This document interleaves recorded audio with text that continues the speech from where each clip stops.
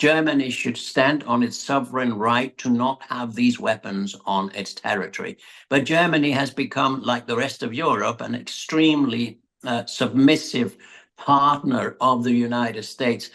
Also, a country that accepted without any protest that Nord Stream was destroyed. A country that does not stand up for its sovereignty, but accepts being used in somebody else's game, even by a partner called the United States, is tragic, to say the least, in my word. I'm ashamed of being a European with Germany leading this. I remember when Germany was a force for peace with Willy Brandt, and the Ostpolitik, the idea of confidence building with the other side. Not that we were supposed to love the Russians, but we were supposed to have a stable relationship and talk to each other. That's what has been cancelled now by these very narrow-minded, childish politicians who cut off everything because they didn't like what happened in Ukraine. We are neighbors. We got to talk with each other instead of killing each other.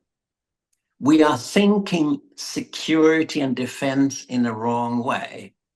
And the wrongness of it is that most countries say my security, our security, is created by being able to kill people far away on the other side. No, we don't have the intention to do so. But if need be, we will be able to. That's what it's all about. Nuclear weapons, because nobody wants to use them on their own territory. And that's what about long-range missiles. The whole thing is wrong, because if you know that you can be killed thousands of kilometers away, then you cannot feel secure. This is why the Olof Palme Commission on Common Security, also in the 80s, came up with a simple idea. I am only secure if you feel secure with me. If you threaten me, and if you're able to mass murder 100 million people on my side, even though you say you don't have the intention to, then there will never be stability. There will never be a deep security, and there will never be peace. And that's where we are today in Europe. This theory fundamentally, and most countries have these weapons. Stop having long-range, mass destructive weapons. Have defensive weapons. Your deterrence should be in the sense that if somebody tries to encroach upon you, to get to your territory, to dominate you, then you have a perfect resistance and self-defense system, but you're not able to kill somebody else far away.